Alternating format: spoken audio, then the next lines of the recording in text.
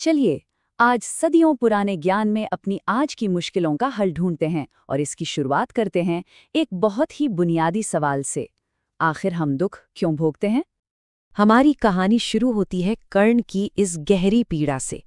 एक ऐसा योद्धा जिसे हमेशा यही लगा कि जिंदगी ने उसके साथ कभी इंसाफ नहीं किया। हर मोड़ पर उसे सिर्फ अन्याय ही मिला।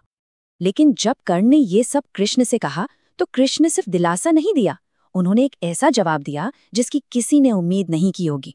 उन्होंने कर्ण के दर्द को नकारा नहीं बल्कि अपनी खुद की मुश्किलों की कहानी सुनाई। कृष्ण ने बताया कि देखो, मेरा तो जन्म ही जेल में हुआ, जन्म लेते ही माँ बाप से अलग होना पड़ा और बचपन से ही जान के दुश्मन पीछे पड़े थे। मतलब उनकी जिंदगी भी कोई आसान नहीं थी। और यही वो सबसे जरूरी बात है। असल में हमें हमारी मुश्किलें नहीं बल्कि उन मुश्किलों पर हमारी जो प्रतिक्रिया होती है वो हमें परिभाषित करती है। और यही वो प्रतिक्रिया है जिसे ज्ञान का सहारा मिल सकता है।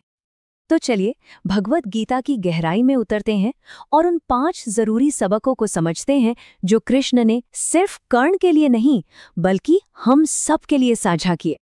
हमारा पहला सबक इस बारे में है कि हम अपने आसपास की दुनिया और उसे चलाने वाली उस सर्वोच्च शक्ति को कैसे देखते हैं। ये दिव्य को पहचानना सीखने के बारे में है। अच्छा, ये श्लोक तो हम में से कई लोगों ने सुना है कि जब जब बुराई बढ़ती है तो भगवान आते हैं। लेकिन क्या इसका मतलब सिर्फ इतना ही है या इसके पीछे कोई और गहरा राज है? कृष्ण समझाते हैं कि उनका असली स्वरूप दिव्य है। उसे सिर्फ आंखों से या तर्क से नहीं समझा जा सकता।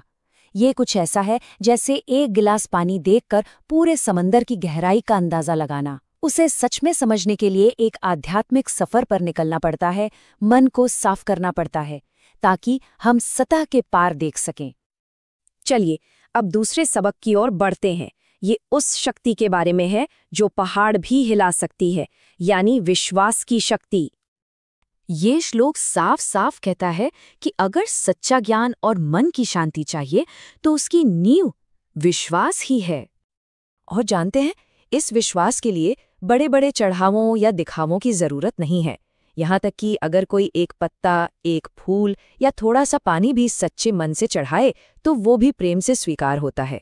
असल में जो भी काम किया जा रहा है उसके पीछे की भावना ही सब कुछ है। हमारा तीसरा सबक शायद सबसे मुश्किल है पर सबसे ज्यादा ताकत देने वाला भी। यह है आत्मजिम्मेदारी, यानी सेल्फ रिस्पॉन्सिबिलिटी। ये श्लोक एक जबरदस्त बात कहता है कि हम सिर्फ अपनी किस्मत या हालात के मारे नहीं हैं, हम अपने भाग्य के बनाने वाले खुद हैं। और इसे बनाने का औजार वो हमारा अपना मन है।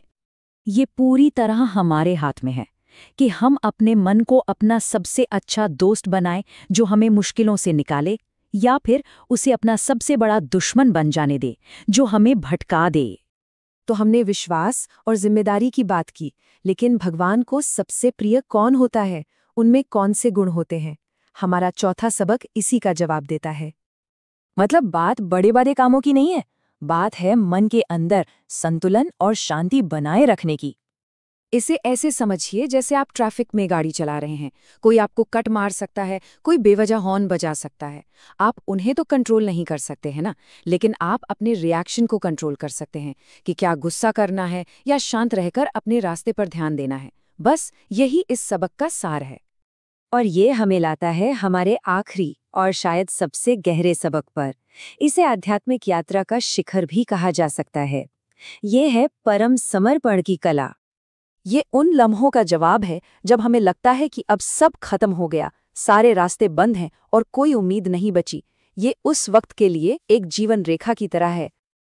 मतलब ये भरोसे का सबसे बड़ा कदम है, अपने डर को, अपने मैं को एक बड़ी शक्ति को सौंप देना, इस अटूट विश्वास के साथ कि वो हमें सही रास्ता जरूर दिखाएगी।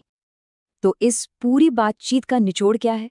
कर्ण की पीड़ा से लेकर कृष्ण के ज्ञान तक ये सफर हमें एक ही गहरा सच सिखाता है। हमें हमारी बाहरी परिस्थितियां नहीं बल्कि हमारी आंतरिक प्रतिक्रिया की शक्ति और शालीनता परिभाषित करती है। जब हम अपनी जिंदगी की मुश्किलों से गुजरते हैं तो ये सदियों पुराना ज्ञान आज भी एक रोशनी की तरह काम करता है। अब सवाल बस ये है कि हम इन सबकों को अपनी जिंदगी में